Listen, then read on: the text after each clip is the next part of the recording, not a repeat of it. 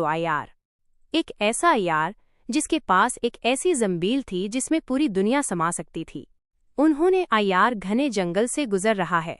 परिंदों की चहचहाट अचानक रुक जाती है और एक भारी खौफनाक आवाज गूंजती है। उन्होंने रास्ता रोककर कान लगाता है। उसकी आंखों में शरारत और होशियारी चमक रही है। उमरो ने महसूस कर लिया था कि ये जंगल आम नहीं है। हवा में जादू की महक थी और दरख्त अजीबो-गरीब शक्लें इख्तियार कर रहे थे।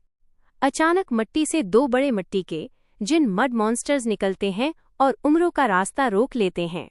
उमरो कहता है, अरे भाई, लगता है आज मिट्टी से नए दोस्त निकल रहे हैं, मगर अफसोस मेरे पास तुम्हारे लिए वक्त नहीं। उमरो अपनी जंबील में हाथ डालता है और एक पुरअसरार जादुई सफ़ेद गिर्द निकालकर उन पर फेंकता है। मिट्टी के जिन अचानक फूलों के ढेर में बदल जाते हैं। उमरो की जंबील में हर मुश्किल का हल था। वो जानता था कि ताकत से नहीं, दिमाग से लड़ा जाता है। उमरो जंगल के बीच एक पुराने किले के पास पहुंचता है, जहां एक बुजुर्ग को जादुई जंजीरों में कैद किया गया है। ये गांव का अक्लमंद शख्स था जिसे जादूगर ने अगवा किया था। जादूगर अचानक सामने आता है और उमरो पर आग के गोले फेंकता है।